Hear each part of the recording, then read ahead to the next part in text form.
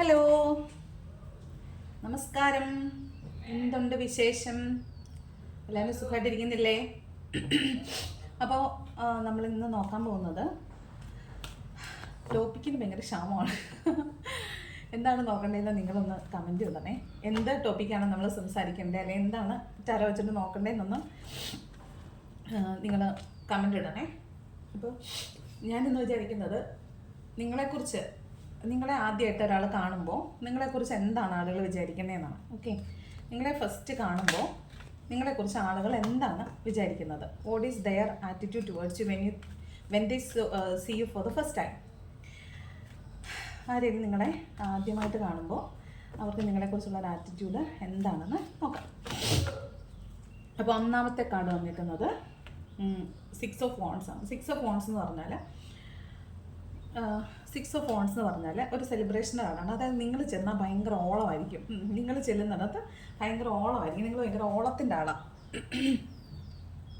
Okay, അപ്പോൾ അതാണ് ഒന്നാമത്തെ കാർഡ്, 6 ഓഫ് വോൺസ്. ഇതിനകത്ത് ഒരു പബ്ലിക് റെക്കഗ്നീഷനും ഉണ്ട്, അതുപോലെ തന്നെ സെലിബ്രേഷനും ഉണ്ട്. അതായത് നിങ്ങൾ ഒരിടത്തേക്ക് ചെല്ലുമ്പോൾ നിങ്ങൾക്ക് പരിചയമില്ലാത്ത ഒരു മേഖലയാണ്, അല്ലെങ്കിൽ അല്ലെങ്കിൽ ഒരു ആൾക്കൂട്ടത്തിലേക്ക് നിങ്ങൾ ചെല്ലുവാണ്. നിങ്ങൾക്ക് ഒട്ടും പരിചയമില്ലാത്ത സ്ഥലമായിരിക്കും. അവിടെ പോയി നിങ്ങൾ അവിടെ ആരെങ്കിലും ആയിട്ടൊക്കെ ഒന്ന് കൂട്ടായിട്ട് നിങ്ങൾ അവിടെ അങ്ങ് ഓളം വെക്കും. അവിടെ ഭയങ്കര ഹാപ്പി ആയിരിക്കും. അപ്പം പുറമേ ഇന്ന് കാണുന്ന ആര് കണ്ടാലും വിചാരിക്കും നിങ്ങൾക്ക് ഈ പറഞ്ഞ ആളുകളെയൊക്കെ നേരത്തെ അറിയാം, ഒത്തിരി നാളുകളായിട്ട് നിങ്ങൾ ഫ്രണ്ട്സ് ആയിരിക്കും എന്ന് വിചാരിക്കും. പക്ഷെ നിങ്ങൾ ആദ്യമായിട്ടായിരിക്കും ആളുകളെയൊക്കെ കാണുന്നത്. മാത്രമല്ല, അവർക്ക് നിങ്ങളോടൊരു വൈബ് പെട്ടെന്ന് നിങ്ങൾക്ക് മറ്റുള്ള ആളുകളായിട്ട് കണക്ട് ചെയ്യാൻ പറ്റും.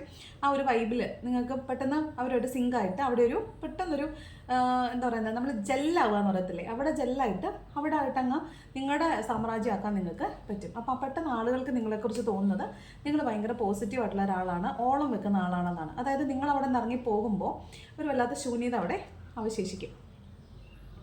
അടുത്തത് 9 ഓഫ് വോൺസിൻ്റെ എനർജിയാണ്. അതായത്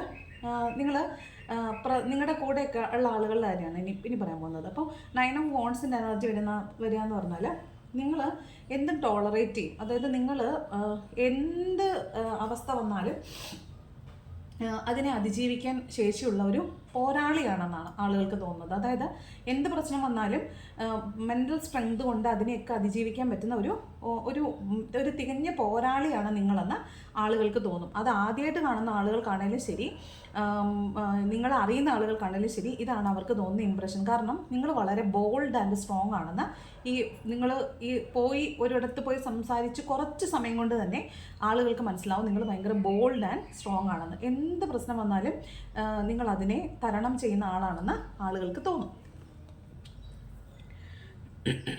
അടുത്തത് 10 ഓഫ് പെൻറ്റക്കിൾസ് ആണ്. നിങ്ങളെ കാണുമ്പോൾ തന്നെ ആളുകൾ വിചാരിക്കും നിങ്ങൾ ഭയങ്കര റിച്ചാണ്. നിങ്ങളുടെ കയ്യിൽ 5 പൈസ കാണത്തില്ല, എങ്കിലും ആളുകൾ വിചാരിക്കും 10 ഓഫ് പെൻറ്റക്കിൾസ് നിങ്ങൾ ഭയങ്കര റിച്ചാണ് എന്ന് വിചാരിക്കും. അതുപോലെ തന്നെ നിങ്ങളുടെ ഫാമിലി ലൈഫ് ഭയങ്കര ഹാപ്പി ആയിട്ടുള്ളൊരു ഫാമിലി ലൈഫാണ്. നിങ്ങൾ ഭയങ്കര മെനി റിസോഴ്സസിൽ നിന്ന് നിങ്ങൾക്ക് പണം ഏൺ ചെയ്യുന്ന ആളുകളാണ്. നിങ്ങൾ ഭയങ്കര ഹാപ്പി ആയിട്ട് ജീവിക്കുന്ന ഫാമിലിയാണ്. ഭയങ്കര റിച്ചായിട്ടുള്ള ഹാപ്പി ആയിട്ട് താമസിക്കുന്ന ഒരു ഫാമിലിയാണെന്നാണ് ആളുകൾക്ക് തോന്നുന്നത്. അതുപോലെ ദ സ്റ്റാർ, ഇവിടെ നിങ്ങളിലേക്ക് ആളുകൾ നോക്കുമ്പോൾ ആളുകൾക്കൊരു പ്രതീക്ഷ തോന്നുന്നു, അല്ലെങ്കിൽ നിങ്ങൾ അവിടെ ഒരു സ്റ്റാർ ആവും. മനസ്സിലായോ? നിങ്ങളെ അവിടെ നിങ്ങൾ പോകുന്നിടത്ത് നിങ്ങളൊരു സ്റ്റാർ ആയിരിക്കും എന്ന് മാത്രമല്ല, നിങ്ങളിലേക്ക് നോക്കുമ്പോൾ ആളുകൾക്കൊരു പ്രതീക്ഷയാണ്. നിങ്ങൾ അവിടെ ചെന്ന സമയം കൊണ്ട് നിങ്ങളുടെ കുറേ കഥകളൊക്കെ അവിടെ പറയുന്നുണ്ടാവും.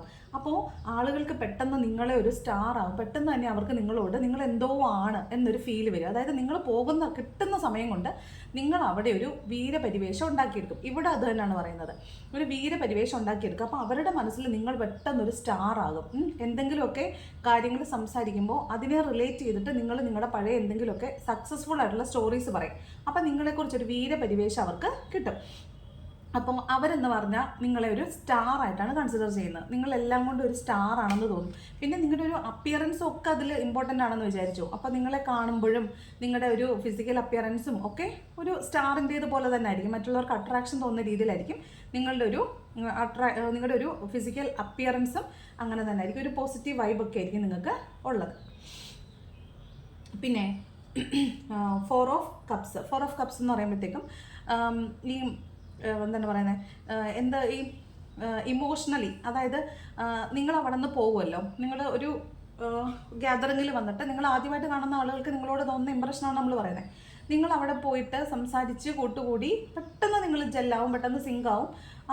അവിടെ ഒരു പെട്ടെന്ന് അതുവരെ ഉണ്ടായിരുന്നൊരു അന്തരീക്ഷമേ നിങ്ങളായിട്ട് അങ്ങ് മാറ്റും. അതിനുശേഷം നിങ്ങൾ പോകുമ്പോൾ ഈ അവിടെയുള്ള ആളുകൾക്ക് ഒരു ഭയങ്കര മിസ്സിങ് ഫീൽ ചെയ്യും.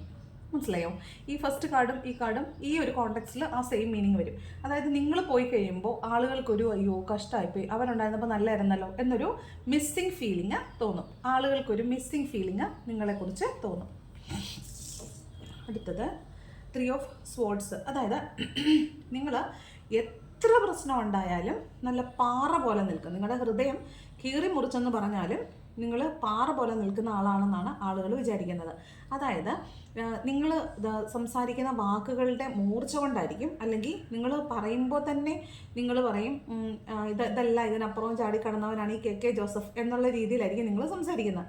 അപ്പോൾ നിങ്ങൾ ഈ സംസാരിക്കുന്നതിനിടയ്ക്ക് നിങ്ങളുടെ പഴയ വീര പോരാട്ടങ്ങളുടെ കഥകളൊക്കെ അവിടെ വരിവതറുന്നുണ്ടായിരിക്കും. അപ്പോൾ ആളുകൾക്ക് തോന്നും അയ്യോ ഇവരെങ്ങനെയാണ് ഇതൊക്കെ സാധിച്ചത്, അയ്യോ ഇവർ ഭയങ്കര സൂപ്പറാണ്, അപ്പം ഇത്രയും പ്രശ്നങ്ങളൊക്കെ ഇവർ ഒറ്റയ്ക്ക് നേരിട്ടല്ലോ, ഇവർ അടിപൊളി, ഇവർ സൂപ്പർ എന്ന് തോന്നത്തില്ലേ? അതായത് ഹൃദയം കീറി മുറിഞ്ഞാലും ചിരിച്ചുകൊണ്ടിരിക്കുന്ന, അല്ലെങ്കിൽ എത്ര പ്രശ്നം വന്നാലും എത്ര ട്രോമാറ്റിക് ആണെങ്കിലും അതിൽ നിന്നൊക്കെ ഉയർത്തെഴുന്നേൽക്കാൻ കഴിവുള്ള ആളാണ് ഈ നിൽക്കുന്ന ആളെന്ന് ആളുകൾക്ക് തോന്നും. ഈ പറഞ്ഞ താരപരിവേഷമില്ലേ, ഈ സ്റ്റാർ പദവിയില്ലേ, ആ സ്റ്റാർ പദവിയും ഇതിൻ്റെയാണ്. ഇത് രണ്ടും കണക്ട് ചെയ്ത് വായിക്കുകയാണെങ്കിൽ ഇത് നിങ്ങൾക്ക് എത്ര പ്രശ്നം ഉണ്ടായാലും നിങ്ങൾ അതിൽ നിന്ന് ഉയർന്നു വന്നു എന്നുള്ള ചിന്തയാണ് ആളുകളെ കൊണ്ട് നിങ്ങളെ ഒരു സ്റ്റാറാണ് എന്ന് തോന്നിപ്പിക്കുന്നത്. അടുത്തത് ഹെർമിറ്റ്. അതായത് ആദ്യം കാണുമ്പോൾ ഫസ്റ്റ് ഇമ്പ്രഷനാണ്.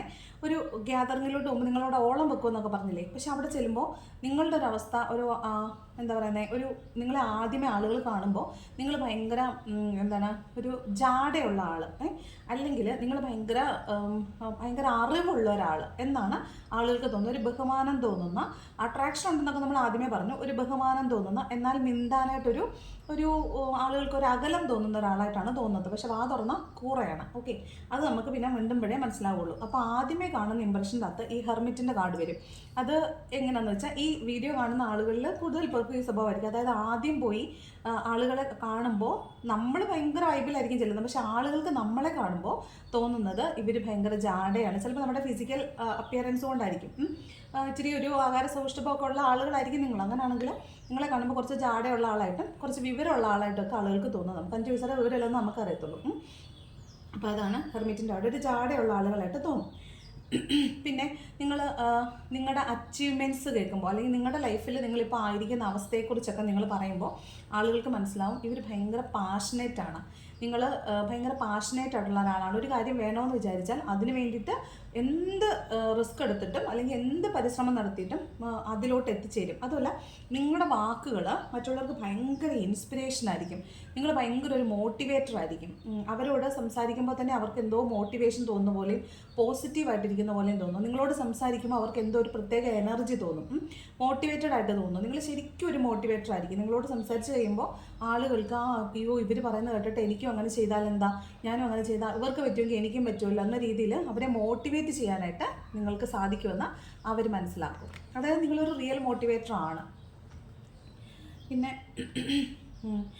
കുറച്ച് ഈ അടുത്തടുത്ത് ചെല്ലുമ്പോഴത്തേക്കും ഉള്ളിലോട്ട് ചെല്ലുമ്പോഴത്തേക്കും ഒരു കുറച്ച് സ്ട്രിക്റ്റ് ആയിട്ടുള്ളൊരു സ്വഭാവമുള്ള പോലെ നിങ്ങളെ അവർക്ക് ഫീൽ ചെയ്യും. അതായത് ആദ്യം വന്ന് ഓളം വെക്കും എന്നൊക്കെ നമ്മൾ പറഞ്ഞെങ്കിലും ചില കാര്യങ്ങൾ ചില മേഖലകളിൽ ഒരു സ്ട്രിക്ട്നെസ് ഉള്ള ആളാണ്, ഒരു ബോൾഡായിട്ടുള്ള ഒരാളാണെന്ന് ഇവർക്ക് തോന്നും. ബോൾഡായിട്ടുള്ള, അതായത് കാര്യങ്ങളെ കുറച്ചും കൂടെ ഡിസിപ്ലിൻഡ് ആയിട്ടൊക്കെയാണ് മാനേജ് ചെയ്യുന്നത്. വേണ്ടുന്ന കാര്യങ്ങൾക്ക് വേണ്ടുന്ന പ്രാധാന്യം കൊടുത്ത് ഏറ്റെടുക്കുന്ന കാര്യങ്ങളെ കൃത്യമായി റെസ്പോൺസിബിലിറ്റിയോടുകൂടി തീർക്കുന്ന ഒരാളായിട്ട്, സ്ട്രിക്റ്റായിട്ട് നിന്ന് കാര്യങ്ങളെ കൈകാര്യം ചെയ്യുന്ന ഒരാളായിട്ട് നിങ്ങളെക്കുറിച്ച് തോന്നും. അതുപോലെ തന്നെ നിങ്ങളുടെ ആവശ്യങ്ങളുള്ള, നിങ്ങൾ തന്നെ പൈസ സമ്പാദിച്ചിട്ട് നിങ്ങളുടെ ആവശ്യങ്ങൾക്കുള്ള എല്ലാ പൈസയും നിങ്ങൾ തന്നെ സ്പെൻഡ് ചെയ്ത് നിങ്ങൾക്ക് വേണ്ടുന്ന സാധനങ്ങളൊക്കെ നിങ്ങൾ തന്നെ ആയിരിക്കും വാങ്ങിക്കുന്നത്. ടാർഗറ്റ് സെറ്റ് ചെയ്തിട്ട് നിങ്ങൾ തന്നെയാണ് സാധനങ്ങളൊക്കെ വാങ്ങിക്കുന്നത്. അപ്പോൾ നിങ്ങൾക്ക് വേണ്ടിയിട്ട് പൈസ ചിലവാക്കുന്ന ഒരാളാണ്, അല്ലെങ്കിൽ സ്വന്തം ആഗ്രഹങ്ങൾ ഫുൾഫിൽ ചെയ്യാൻ പ്രാപ്തിയുള്ള ഒരാളാണ് നിങ്ങളെന്ന് ആളുകൾ വിചാരിക്കും. പിന്നെ ക്വീൻ ഓഫ് വാണ്ട്സിൻ്റെ എനർജിയാണ്. ഇതിപ്പോൾ ഇതിലൊക്കെ പറയുമ്പോൾ തന്നെ നമുക്ക് അറിയാമല്ലോ, ഇതൊരു സെൽഫ് മെയ്ഡ് വുമണാണ്. അപ്പോൾ നിങ്ങളൊരു സെൽഫ് മെയ്ഡ് വുമണാണ്. നിങ്ങൾ ഒരു കുറച്ച് മറ്റുള്ളവരെക്കാൾ കുറച്ചും കൂടെ, ഞാൻ പറഞ്ഞില്ലേ, ഒരു നിങ്ങളുടെ ഒരു ഫിസിക്കൽ അപ്പിയറൻസും ഒക്കെ കുറച്ചൊരു എലൈറ്റഡ് ആയിരിക്കും. സാധാരണ ഒരു നോർമൽ ആളെ കാണുന്ന പോലെ ആയിരിക്കില്ല നിങ്ങളെ കണ്ടാൽ. ഒരു ക്വീനിൻ്റെ പദവി, ക്വീനിൻ്റെ പദവി മീൻസ് ക്വീനിൻ്റെ എനർജിയിലൊക്കെ ഉള്ള ഒരു ആളായിരിക്കും നിങ്ങൾ. അപ്പോൾ കാണുമ്പോൾ തന്നെ നിങ്ങളെക്കുറിച്ച് ആളുകൾക്ക് അങ്ങനെ ഒരു ഫീൽ വരും. അതാണ് ഇവിടെ ഹെർമിറ്റിൻ്റെ കാർഡ് വന്നപ്പോൾ ഞാൻ പറഞ്ഞില്ലേ, ജാടയാണെന്ന് തോന്നുന്നു. ജാടയല്ല, എന്തോ ഒരു പ്രത്യേകത നിങ്ങൾക്ക് ഉള്ളതുപോലെ ആളുകൾക്ക് തോന്നും. അപ്പോൾ ഇവിടെ ഭയങ്കര ധൈര്യശാലിയായിട്ടുള്ള എല്ലാ പ്രശ്നങ്ങളെയും, അതായത് ഓറിയൻറ്റഡ് ആണ് നിങ്ങൾ, ഫോക്കസ്ഡ് ആണ് നിങ്ങൾ എന്ത് വേണമെന്ന് ആഗ്രഹിക്കുന്നോ അത് നേടിയെടുക്കാൻ പ്രാപ്തിയുള്ള ഒരു സ്ത്രീയാണ് നിങ്ങളെന്ന് ആളുകൾക്ക് തോന്നും. അതായത് ഒരു എയിം ഫിക്സ് ചെയ്താൽ അതും കൊണ്ടേ വരത്തുള്ളൂ. അപ്പോൾ അത്രയും പാഷനേറ്റ് ആയിട്ടുള്ള ഒരാളാണ് നിങ്ങളെന്ന് അവർക്ക് മനസ്സിലാവും. അതായത് ഒരു പദവിയിലോട്ടൊക്കെ ചെന്നാൽ അവിടെ അധികാരത്തിലേക്ക് വരാൻ അത്ര ശേഷിയുള്ള, കാര്യപ്രാപ്തിയുള്ള ശേഷിയുള്ള ഒരാളാണ് നിങ്ങളെന്നായിരിക്കും ആളുകൾ നിങ്ങളെക്കുറിച്ച് വിചാരിക്കുന്നത്. ഓക്കെ, അപ്പോൾ ഇത്രയുമാണ് നിങ്ങളെക്കുറിച്ച് മറ്റുള്ള ആളുകൾ ആദ്യത്തെ കാഴ്ചയിലൊക്കെ നിങ്ങളെക്കുറിച്ച് ആളുകൾക്ക് തോന്നുന്നത്. ഇത് നിങ്ങൾക്ക് റെസനേറ്റ് ആവുന്നുണ്ടോ എന്ന് പറയണം, കമൻറ്റ് ചെയ്യണം. എല്ലാവർക്കും റെസനേറ്റ് ആവണമെന്ന് നിർബന്ധമില്ല, പറഞ്ഞല്ലോ ജനറൽ വീഡിയോ ആയതുകൊണ്ട് എല്ലാവർക്കും റെസനേറ്റ് ആവണമെന്ന് നിർബന്ധമില്ല. ഞാൻ പറയുന്ന നമ്പേഴ്സ് ശ്രദ്ധിക്കുക. 4, 3, 4, 6, 9, 10, 8, 4 2 പ്രാവശ്യം വന്നിട്ടുണ്ട്. അപ്പം 3, 4, 9, 6, 10, 8 ഇത്രയും നമ്പേഴ്സുമായിട്ട് റെസനേറ്റ് ചെയ്യാൻ പറ്റുന്ന ആളുകൾക്കായിരിക്കും ഇത് കൂടുതൽ മാച്ചിങ് ആവുന്നത്. അപ്പോൾ നിങ്ങൾക്കിത് മാച്ച് ചെയ്യുന്നുണ്ടോയെന്ന്, അല്ലെങ്കിൽ നിങ്ങൾക്ക് ഇതുമായിട്ട് റെസനേറ്റ് ചെയ്യാൻ പറ്റുന്നുണ്ടോയെന്ന് കമൻറ്റ് ചെയ്യുക, വീഡിയോ ലൈക്ക് ചെയ്യുക, സബ്സ്ക്രൈബ് ചെയ്യാതെ ആരെങ്കിലും കാണുന്നുണ്ടെങ്കിൽ സബ്സ്ക്രൈബ് ചെയ്യുക. Okay, thanks for watching.